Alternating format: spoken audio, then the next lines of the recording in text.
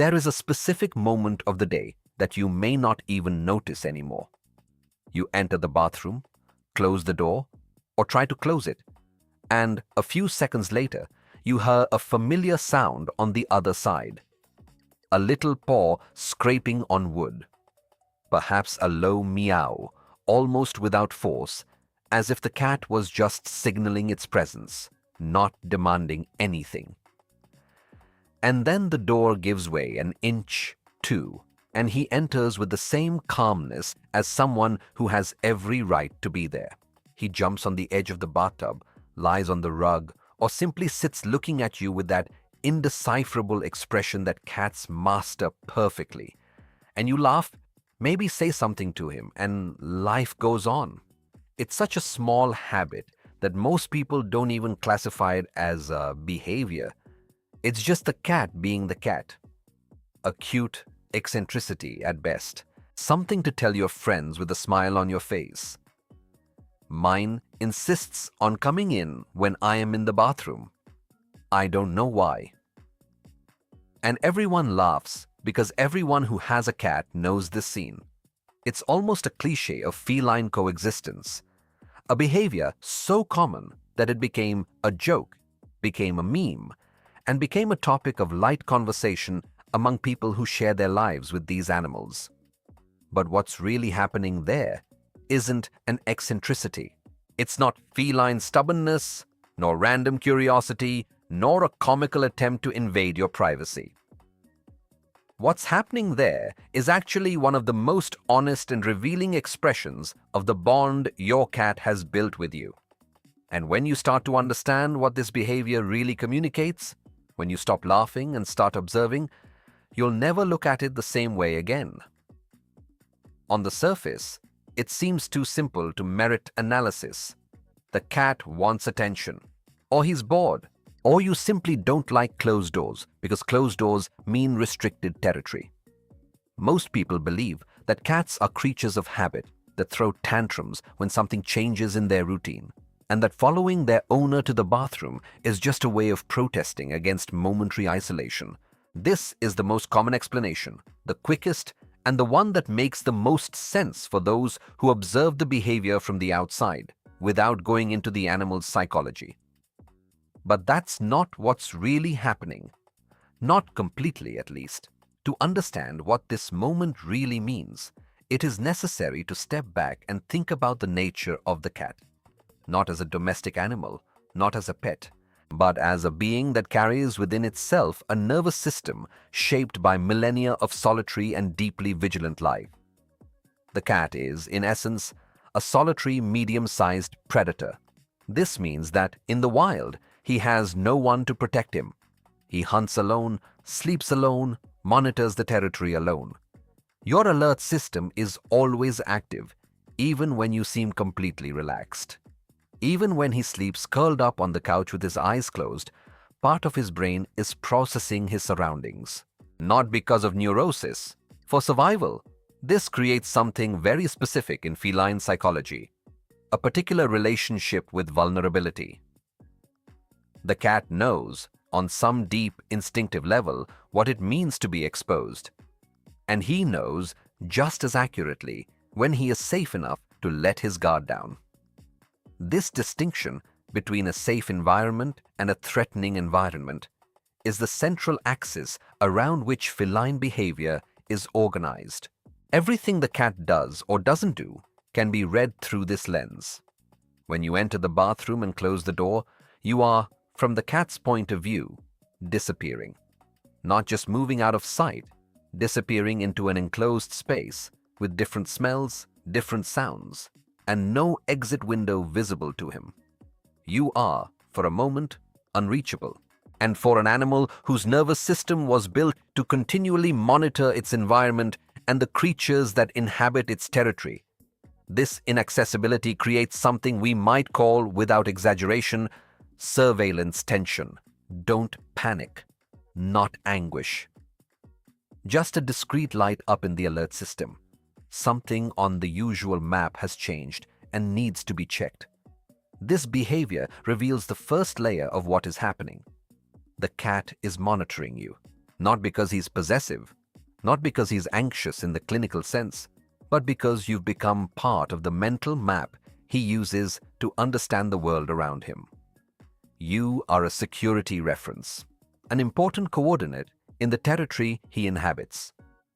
And when that coordinate disappears behind a closed door, its monitoring system responds attentively. A quiet, almost bureaucratic need to know where you are.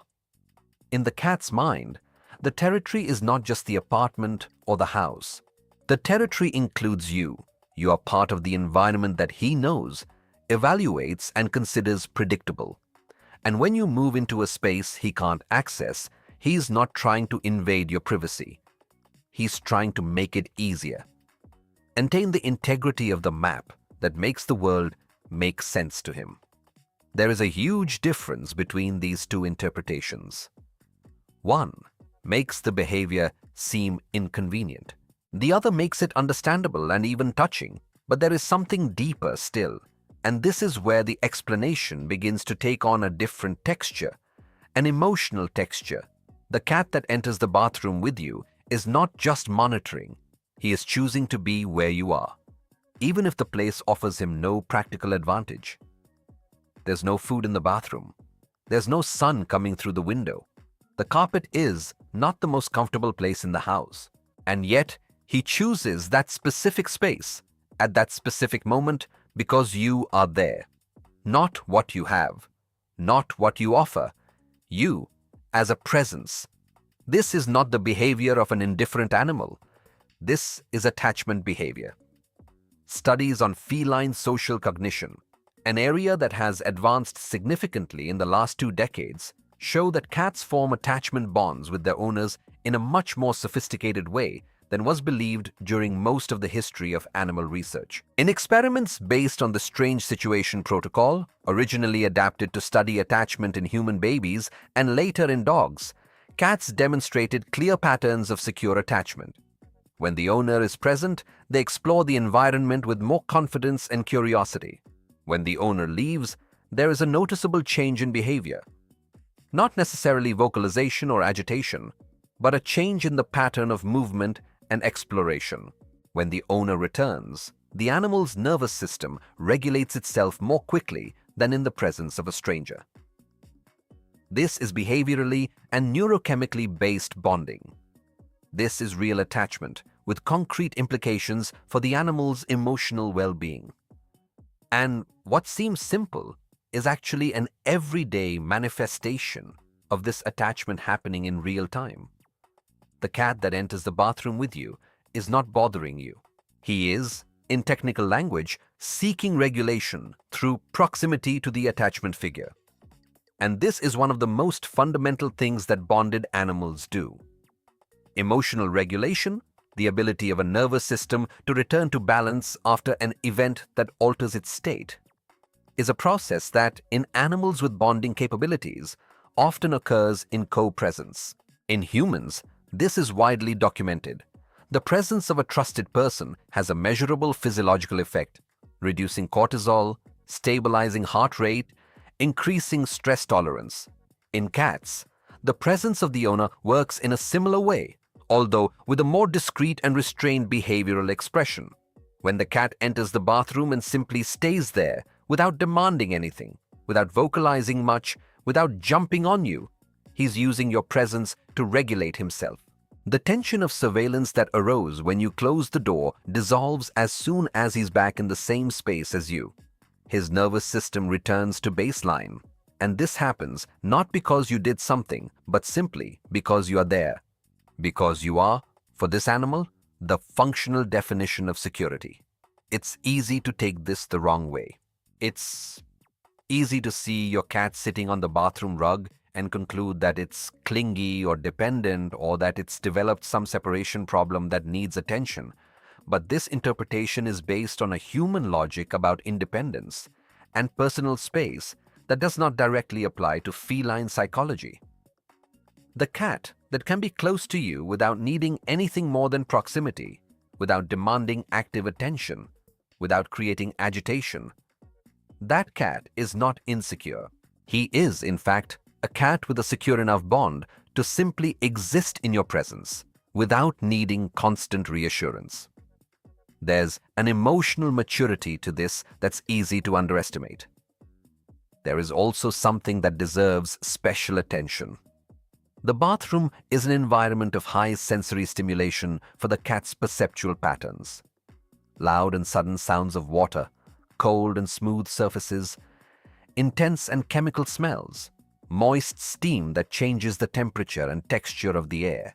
For an animal whose sensory system processes environmental information in a much more refined way than humans, the bathroom is a place that demands more from the nervous system than the living room, than the bedroom, than any other room in the house. And yet, the cat chooses to be there. This data matters. It means the bond with you is stable enough to make the cat tolerate a sensory demanding environment, because the cost is worth the benefit. The comfort of your presence compensates for the discomfort of the environment. This, in attachment vocabulary, is exactly what happens in secure attachments. The presence of the attachment figure widens the window of stress tolerance and allows the individual to move towards situations that they would avoid on their own. To the cat, you are that figure.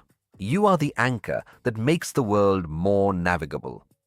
There is also a dimension of this behavior that is rarely mentioned, but which carries a particular emotional weight: body memory. Cats don't organize the world into abstract concepts. They organize the world into sensory experiences deeply associated with emotional states.